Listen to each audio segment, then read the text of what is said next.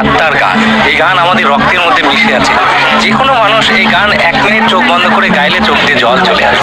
বাংলাদেশের জাতীয় সঙ্গীত পরিবর্তন, এই দাবিতে ঢাকা শহরে অনেকেই আন্দোলনে নেমে এসেছে। 71 সালকে অস্বীকার করা হয়, সেটা তো সম্ভব না।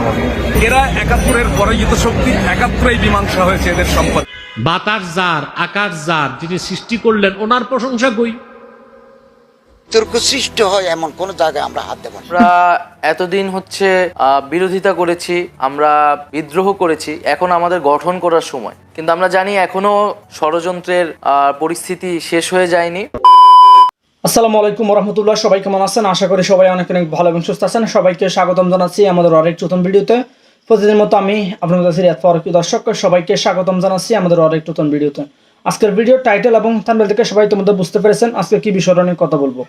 গত বেশ কিছুদিন ধরে সামাজিক যোগাযোগ মাধ্যমে জাতীয় সঙ্গীত পরিবর্তন নিয়ে একটা বিষয় নিয়ে তুলফার সৃষ্টি হয়েছে। এটা নিয়ে দেখলাম যে অনেকেই আন্দোলন সংগ্রাম করতেছেন, অনেকে বিভিন্নভাবে দেখলাম যে এটা নিয়ে প্রতিবাদ করতেছেন, যে অনেকে বলতে সামাজিক যোগাযোগ মাধ্যমে সহ এটা নিয়ে বিভিন্নভাবে তুলফার সৃষ্টি হয়েছে, যেখানে বলা হচ্ছে যে এই জাতীয় সঙ্গীত পরিবর্তন নিয়ে এক প্রকার ধরতে গেলে দুই ভাগে বিভক্ত হয়ে গেছে বর্তমানে বাংলাদেশের মানুষ। প্রথম ভাগ হচ্ছে যে যারা ইসলাম ধর্মে বিশ্বাসী, তারা হচ্ছে যে তাদের দাবি হচ্ছে যে অর্থাৎ জাতীয় সঙ্গীত পরিবর্তন করতে হবে। যারা ভিন্ন ধর্মাবলম্বী তাদের দাবি হচ্ছে যে না, এটা যেহেতু এটা হচ্ছে যে আমাদের মাতৃভূমি, অর্থাৎ আমাদের মাতৃভূমির সাথে তাদের দাবি হচ্ছে যে এই জাতীয় সঙ্গীতটা পরিবর্তন করা সম্ভব না বা করা যাবে না।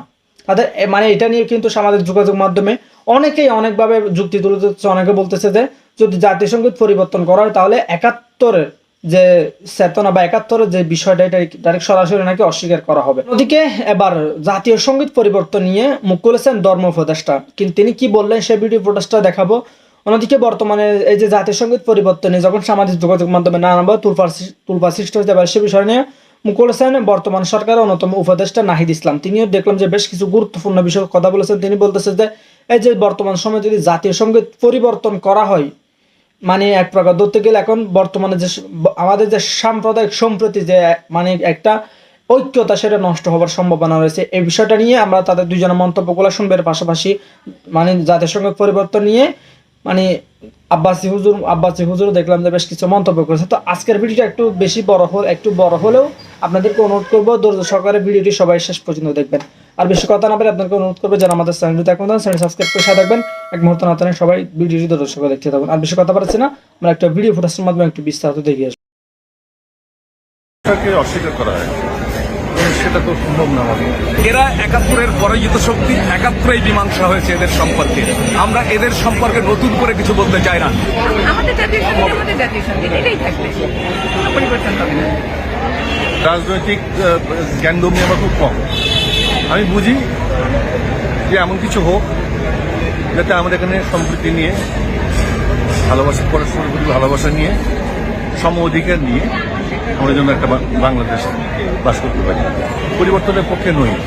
জাতীয় সঙ্গীত পরিবর্তন করলে আর কি 1971 সালকে অস্বীকার করা হয়, সেটা তো সম্ভব না। আমাদের একজন নাগরিক হিসেবে বাংলাদেশে আমি ঘটানো প্রবাহ থেকে নজর রাখছি। এখন চূড়ান্ত কথা বলার সময় আছে। ষড়যন্ত্র তো অবশ্যই হচ্ছে এবং সেটি হয়তোবা কোনো দলের ব্যানারে এই প্রস্তাব আসেনি, কিন্তু আমরা মনে করেছি যে এটি এরকম একজন যুদ্ধাপরাধীর সন্তান, তার মধ্য দিয়ে এটি তারা টেস্ট হিসাবে দিয়েছে এবং এটিতে যদি তারা পার পেয়ে যায় এরপরে আরো বড় বড় কর্মসূচির দিকে তারা যাবে, এটি আমরা মনে করেছি। এবং আমরা মনে করি যে এরকম ছোট ছোট ঘটনাকে যেমন মোকাবেলা করতে হবে, ঠিক একইভাবে আমাদের মুক্তিযুদ্ধ, আমাদের স্বাধীনতা সংগ্রাম, আমাদের যে জাতীয় পতাকা, জাতীয় সঙ্গীত, এই সংক্রান্ত যে ধরনের আক্রমণই আসুক না কেন, আমাদের সার্বভৌমত্ব নিয়েও যদি কোনো প্রশ্ন দেখা দেয়, কোনো ধরনের কোনো আক্রমণ শুরু হয়, আমাদেরকে তার বিরুদ্ধে রুখে দাঁড়াতে হবে। এবং সেই জায়গা থেকেই আমরা আজকে সারা দেশব্যাপী জাতীয় সঙ্গীত এবং জাতীয় পতাকা নিয়ে যে অবমাননাকর উক্তি এবং যে ধৃষ্টতা দেখিয়েছে, আমরা সেটার প্রতিবাদ করার জন্য আজকে সারা দেশব্যাপী আমরা তোমার আকাশ, তোমার বাতাস আমার প্রাণে বাজায় বাসে। তা আকাশ কে বানালো, বাতাস কে বানালো, ওনার তো কোনো কথাই নাই। ওই বেটা ছিল পত্তলিক, তো সে তো লিখতেই পারে মুশরিকের কাজ যা তাই করছে। তা আমরা এটা সংশোধন করলাম না কেন? বাতাস যার, আকাশ যার, যিনি সৃষ্টি করলেন ওনার প্রশংসা কই। ইব্রাহিম আলাইহিস সালাম ওনার কওমের লোকজন অধিকাংশই ছিল মূর্তি পূজারী। মূর্তি পূজার সাথে সাথে তারা প্রকৃতি পূজারী ছিল। কি? আকাশের পূজা করত, সূর্যের পূজা করত, চাঁদের পূজা করত। কথা বলেন, পৃথিবীতে এখন প্রকৃতি পূজারী কোনো জাতি আছে? জি আছে, বহুত আছে, বাংলাদেশও আছে। কবিতার মাধ্যমে যারা লিখতেছে, যেমন অনেকে কাব্যিক ছন্দে দেশের প্রশংসা করতে যে আকাশ বাতাস ফসল ফল ফলাদি এগুলোর প্রশংসা করে, কিন্তু যিনি সৃষ্টি করছেন ওনার প্রশংসা, এটাও তো একরকম প্রকৃতি পূজারীরই কাজ। কথা বলেন, তোমার আকাশ তোমার বাতাস আমার প্রাণে বাজায় বাসে। তা আকাশ কে বানালো, বাতাস কে বানালো, ওনার তো কোনো কথাই নাই। ঠিকটা বুঝে কর নাই। তোমার আকাশ তোমার বাতাস আমার প্রাণে বাজায় বাসে। ওই বেটা ছিল পত্তলিক,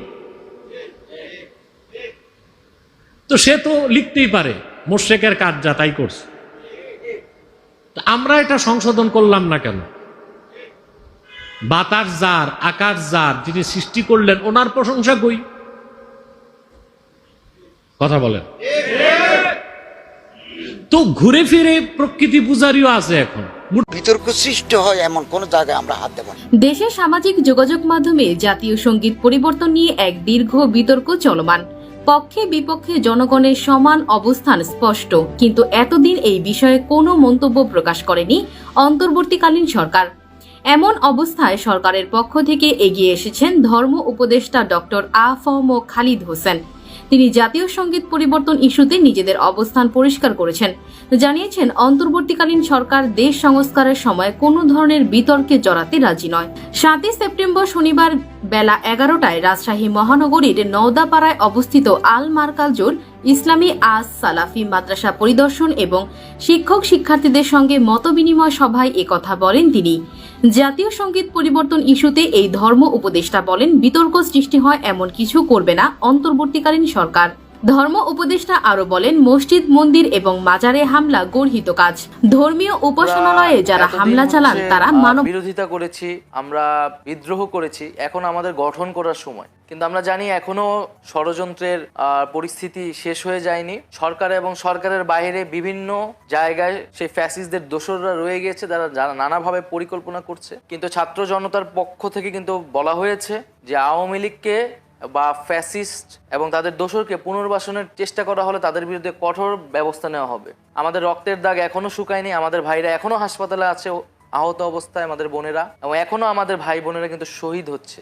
এবং এর মধ্যেও যারা আওয়ামী লীগকে আবার পুনর্বাসনের পরিকল্পনা করছে, আওয়ামী লীগকে আবার বাংলাদেশের মাটিতে স্থান দেওয়ার কথা ভাবছে, তাদের বিরুদ্ধে অবশ্যই কঠোর ব্যবস্থা নেওয়া হবে। আওয়ামী লীগ একটি গণহত্যার সাথে জড়িত, মানুষের ভোটাধিকার হরণের জানতে চাই দ্রুত কমেন্ট সেকশনে জানাতে ভুলবেন না। ভিডিও শেষে আমি আপনাদের কাছে ছোট করে ক্ষমা চেয়েছি আমি এমনভাবে থাম্বনেলটা দেওয়ার জন্য, কারণ এভাবে থাম্বনেলটা না দিলে আপনারা ভিডিওটা দেখতেন না। তার জন্য আমি আন্তরিকভাবে দুঃখিত। ভালো লাগলে শেয়ার করে দিবেন, চ্যানেলটিতে তদন্ত থাকলে সাবস্ক্রাইব করে সাথে থাকবেন। আল্লাহ হাফিজ।